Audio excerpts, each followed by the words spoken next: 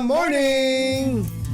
Magandang morning po, Katunying, kay Jerry, sa mga kababayan natin. Magandang morning po sa inyong lahat. May pasok ko ba kayo sa Comelec? Ay, naka-work from home po kami, pero meron po kami walkthrough ngayon. Yung sasama namin ng mga miyembro ng media sa ating pong mga data center. Ganon. Handa para sa Bangsamoro parliamentary election. Saan po Tuloy yun? Saan po yan data center, Chairman? Apo, sa Makati po at saka po diyan sa may NAIA Terminal 2. Gusto po natin ipakita sa kanila kung saan po pinapadala yung mga results sa mismong araw na eleksyon.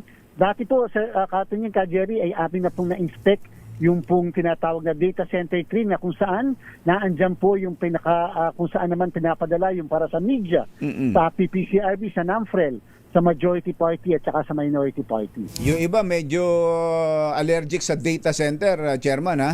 Dahil ang rinig nila sa project sa Clark data center. Pero ibang data center ito. Ay, opo, ito po at gusto natin ipakita, yun po yung kadahilanan.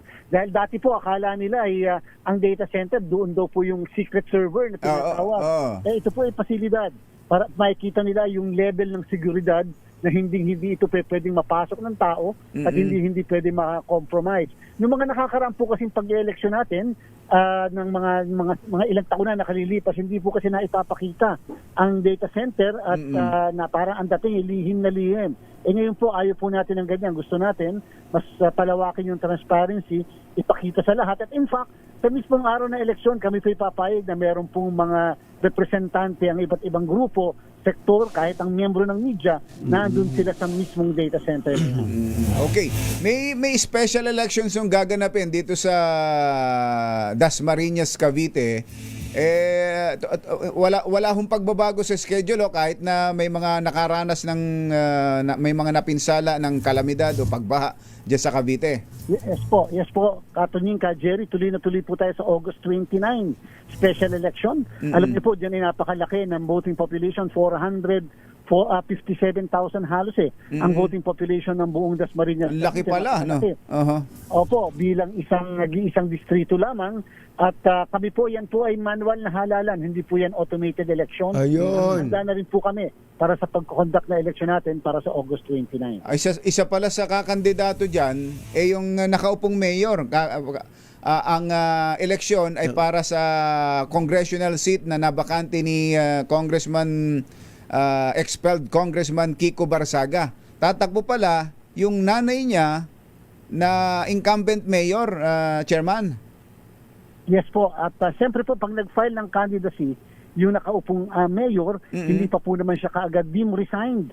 At kung sakali po siya ipapala rin, tsaka lang po siya deemed automatically resigned at ang hahalinin po ay yung vice mayor naman. Ang vice mayor po ay anak din niya, kapatid po nung dating kongresista. Tingnan mo nga naman ang kanila pala yan. Dasmariñas, ano? Yun ang kaibahan ng isang mayor, no? Kapag ka mayor pala, hindi ka kailangan mag-resign upon filing. Hindi katulad ng cabinet member, ng no? appointive position. Apo, pagka po appointees, hindi po deemed resign. Pero halimbawa, ikaw ay senador, tatakbo kang presidente, tapos ikaw hindi pinalad, ay babalik ka muli sa pagiging senador, lalo pat hindi pa tapos ang iyong termino sa pagiging senador. So kahit nangangampanya yung mayor para maging congressman, di ba, paano niya magagampanan yung pagiging mayor? Walang problema yan. Walang problema. Di ba ganon? Po, hindi sa sinasuggest ko. Siyempre, kung magkakaganon man, meron pong iba, mag-leave muna.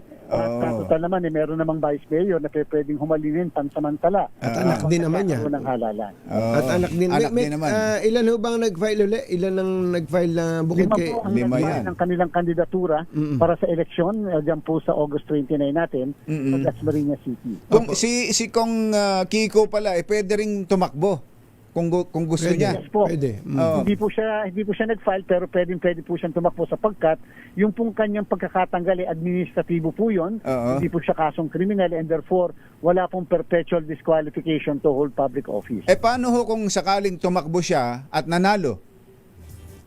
Ibang term na yun. Ipoproklama po namin yun. Katunying, ka Jerry, sapagkat again, yung pong kanyang pagkakatanggal ay hindi po balakid upang siya ay makatakbo. Kung ano pong gagawin ng Kongreso, yun naman po yung speculation lang natin. Nasa kanila na po yan. Basta sa amin, ang isang natanggal ay pwede makatakbo at hindi po disqualified.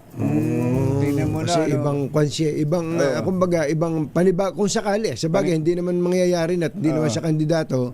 Kung sakali lang, yung scenario na yun. Panibagong mandate yun eh. Oo. So pwedeng ganun po yun dahil may mandato na muli ng mga kababayan po natin. Okay. Tumanggap daw kayo ng donation mula kay Mayor Nakakatakot naman yung Barsaga. tanong mo. Pagka tumanggap, tumanggap tapos donasyon, alam mo, pag mga donasyon ngayon, maraming kinakabahan eh. At inamin ni Chairman. Inamin din ni Chairman. Na meron. Oo. Kaipaliwanag nyo nga yun, Chairman, na tumanggap daw ang COMELEC ng 50 million donation mula sa LGU ng Dasmariñas na ang nakaupo na mayor ay kakandidatong congressman. Tama po yun. At least po maganda po yung naging statement yun ng huli mula sa local government. Sinigurado namin. Opo. Hindi galing kay Mayor. Jerry, na ito ay nanggaling mismo at nagdaan sa proseso ng local government unit. Ngayon po, yan po ba ay illegal at mali? Alam niyo po, doon sa ating Omnibus Election Code, siyempre hindi naman kami basta tatanggap, ayaw natin makompromiso ang independence ng Commission on Elections. Sa Section 10 po ng Omnibus Election Code, napakaliwanag na si COMELEC ay pwedeng maghingi ng tulong sa mga local government. Basta po kung ano man yung itinulong ay amin pong i-reimburse kapag po nakarealize na kami ng tinatawag na savings at the end of the year. Yan po ay napakaliwanag at yung po sinite namin doon sa mismong resolution din ng COMELEC sa pagtanggap nitong amount na ito. Matatandaan po ng lahat, katunying ka Jerry, kailangan po namin na 191 million para po pondohan ang special election ng Dasmariñas at dahil nga po sa wala namang kaming handang budget para dyan, talaga pong kapos kami dahil hindi na po ine-expect ng lahat na merong namatay na kongresista o kaya merong nabakante na kongresista dahil nga po natanggal. At dahil po dyan napakalaking bagay po yung tulong at yung po hindi namin nilihin. Public po namin tinanggap yun in the presence of the members of the media, pati po mga civil society na andun po sa mismong araw ng pagtanggap ng cheque. At yan po ay aming gagamitin at hindi po walang diskresyon ang city government ng Dasmariñas kung saan namin gagamitin yan at ang lahat po ng resibo ay kinakailangan namin isubmit sa kanila for liquidation purposes and at the same time, kinakailangan namin i-reimburse yan at the end of the year. Hindi ho ba parang makukulayan yon dahil yun nga, kandidato nga yung mayor ng LGU na yon na nagbigay ng donasyon. Ay ginagaranti naman po naman natin na katunying ka Jerry, halimbawa po yung 50 million ay aming idadagdag sa pagpapasweldo sa ating mga guro. Wala naman pong duda na ang mga guro ay maglilingkod ng maayos, tama at wala pong kikilingan. And therefore, sisiguraduhin naman po yan ng inyong Commission on Elections. In fact, sa harapan po nila nung tayo po tumanggap ng cheque, sinabi natin na ang COMELEC ay hindi po magdadalawang isip na mag-file ng kaso sa tinatawag na abuse of state resources, lalo na sa panahon ng pangampanya in their presence. So, ibig sabihin, kung may mga kaso, may mga maipapile na complaints, ay amin din po yan nalilitisin at kaparehas po, kahit po hindi nakaupo, ay amin din po yung kakasuha kung kinakailangan. So, huwag po maglala ang lahat sapagkat sa amin po, kahit sinong may tumulong, lalo na po ibang government agencies, ay tatanggapin namin. Basta, subject to reimbursement. Chairman, maikling lang to ha. Huwag nyo nang habaan paliwanag dito sa tanong ko na to. Kasi parang nagkakagulo ngayon dyan sa Lucena City at sa Lucena mismo dahil may nilabas pong desisyon ng DBM na yung NTA ay sa probinsya na kukwentahin yung share ng syudad ay sa probinsya na kukwentahin. Well, para mas maintindihan, kumbachero, ang Lucena ay highly urbanized city. Highly urbanized city. Pero ngayon may kumukwestiyon ang DBM at DILG na hindi pala ito dumaan sa proseso ng pagka-highly urbanized city. Hindi pala ito dumaan sa plebisito. Pwede ba yun? Oo.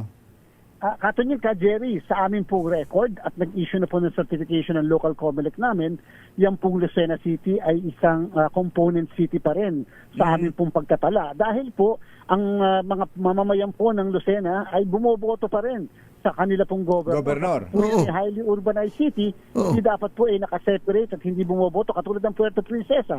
Ang Puerto Princesa ay isang highly urbanized city kung kaya hindi siya bumoboto sa kanilang governor. Oo. At kung wala pong deklarasyon mula po sa ating Pangulo na siya ay highly urbanized city at kung hindi po nagkaroon ng isang plebisito para po ikumpirma yung deklarasyon ng pagiging highly urbanized city, then hindi po siya highly urbanized city at siya po sa kasalukuyan ay maaaring considered pa rin na component city at kakailanganin ng isang opisyal na deklarasyon mula sa Pangulo at isang plebisito para iyan ay maging isang highly urbanized Ayun. city. Oh, naku, salamat po sa paglilinaw at Ayan. sa susunod ay pag-usapan po natin to ng mas mahaba. Mr. Chairman, Thank you, salamat. Chairman.